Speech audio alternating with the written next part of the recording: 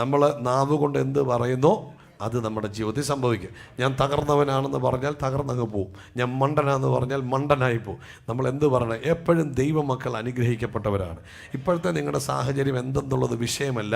സാഹചര്യത്തെ മാറ്റുവാൻ ദൈവത്തിന് കഴിയും. ഇത് ആരുണ്ടാക്കിയ ദിവസമാണ്? ഈ ദിവസം നമ്മൾ കരഞ്ഞ് നിലവിളിക്കുമെന്നാണോ എഴുതിയിരിക്കുന്നത്? അല്ല, സന്തോഷിച്ച് ആനന്ദിക്കും. സന്തോഷമുള്ളിടത്തോട്ട് ദൈവത്തിന്റെ സാന്നിധ്യം ഇറങ്ങത്തുള്ളൂ. സന്തോഷമില്ലാത്തത് ദൈവ സാന്നിധ്യം വരത്തില്ല.